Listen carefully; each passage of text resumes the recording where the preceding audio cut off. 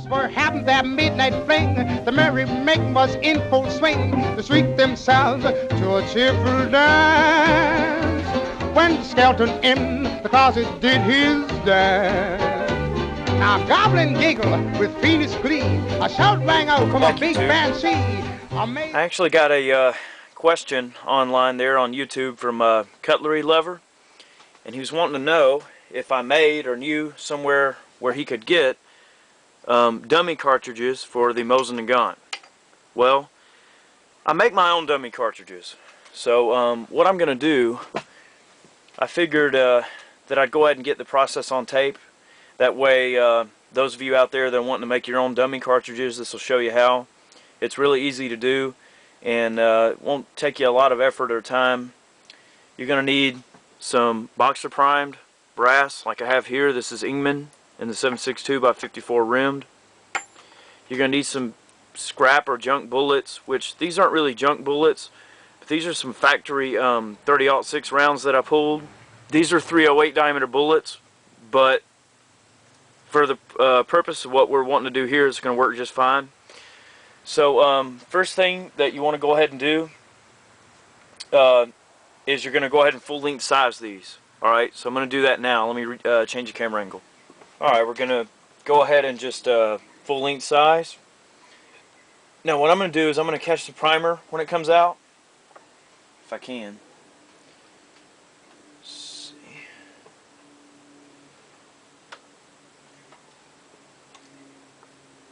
Right there on my finger. I'm going to show a close-up of this in a second, but you want to catch the primer anvil. Or the actual primer cup, I'm sorry. Because the anvil is going to separate from the cup, but you're going to see why we want to salvage that in a second. Alright, so let me go ahead and see if I can do the rest of these real quick. You know, and I know there's probably those of you out there that are thinking, well heck, I can just take a bullet and drill a hole in it or whatever.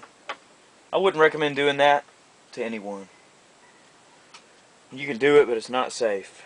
Okay?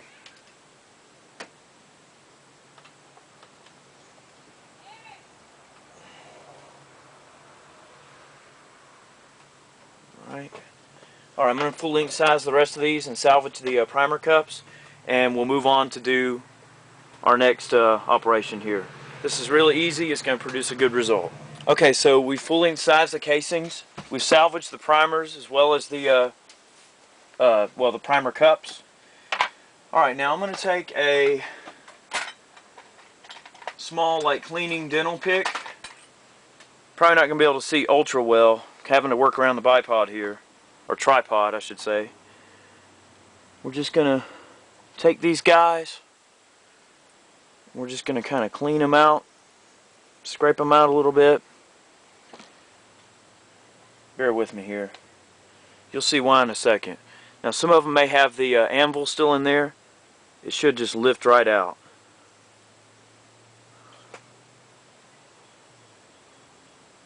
Alright, see that little anvil? You're not worried about him. You just want the cup. So I'm going to go ahead and separate all the...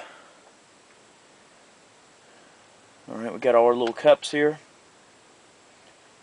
Alright. Okay. You're going to need some old erasers. You know, just take you a couple of shop pencils. I just pulled the eraser out of the end of it. Okay. I know this subject might be a little bit dry for some of you, but bear with me. It's gonna you're gonna see why we do this in a second. Now that we have basically cleared out the little area for the primer cup, you just want to take your eraser that you salvaged, okay, and just cut some small chunks off.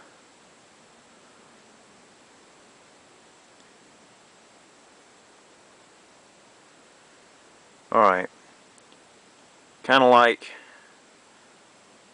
a little chunk about like that. That's all you're looking to do. About the same thickness as as the primer cup itself in terms of you know, its thickness.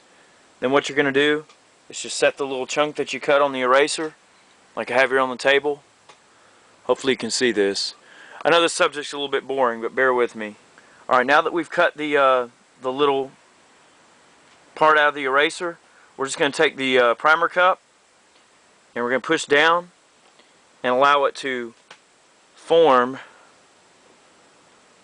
I don't know how well you're going to be able to see that, probably not well at all. I'm going to have to take close-up photos of this, but you can see that the, hold on a second, bear with me. I mean, I'm dealing with such small components here. Alright, you can see that the eraser fills up the primer cup. That's what we want. We want to provide a little surface in there for the firing pin to hit. Just to have a little bit of springiness to it. That's all. That's all it's meant to be. So you notice where I pushed the primer cup into the section of eraser, it left like a little donut.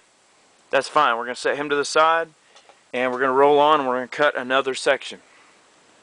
Alright, just like this. Alright, got another section. Take another primer cup, put it in the middle, just like this.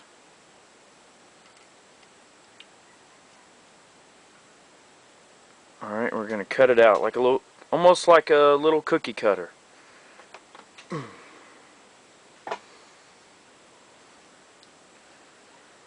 Bear with me here.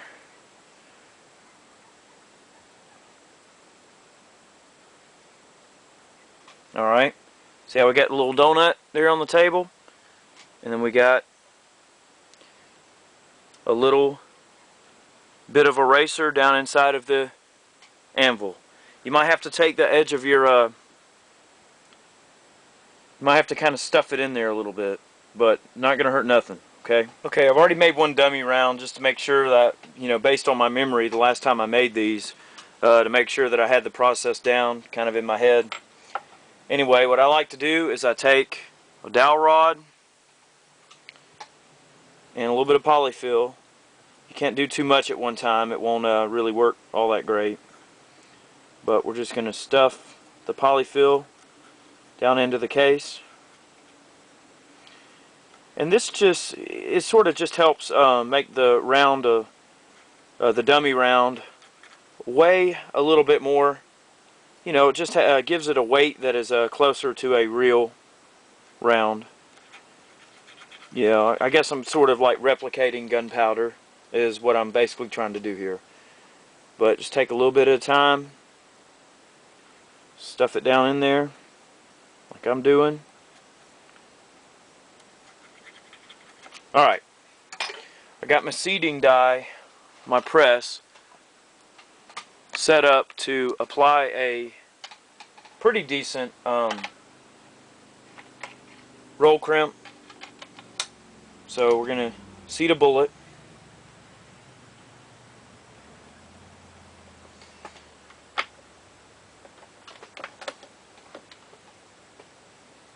Alright. In fact, I probably want maybe just a little bit more of a bump on it. There we go. Oh yeah. Let me go ahead and redo that first one. Yep, that's what I want. Okay. So we have no primer in there, or you know, I'm just going to take one of my little eraser primers here.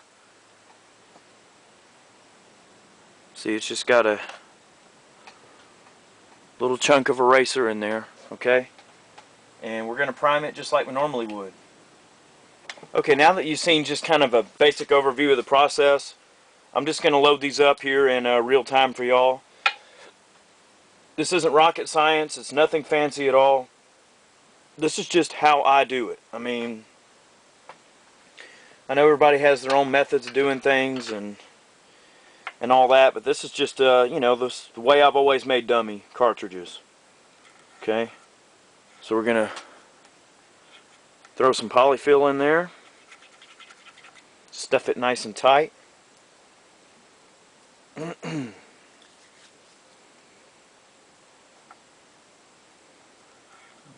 a little more polyfill.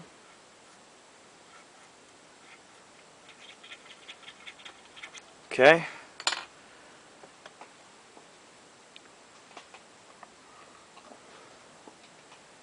Take our 180 grain bullet.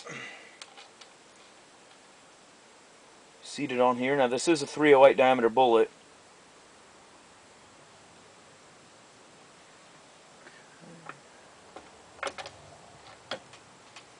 Okay. We're going to use the Lee press. Actually, this Lee press is supposed to be going out to the winner of the drawing, but I'm going to use it one last time here. Alright, we're going to take our eraser charged primer cup.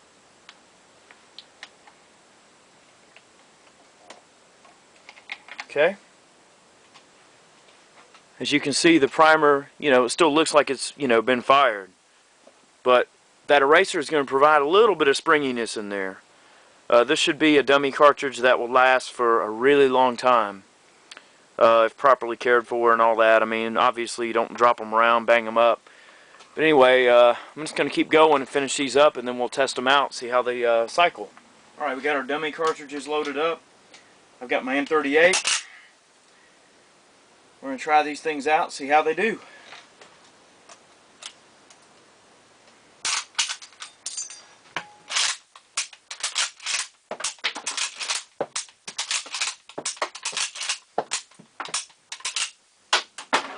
Seems to do the job.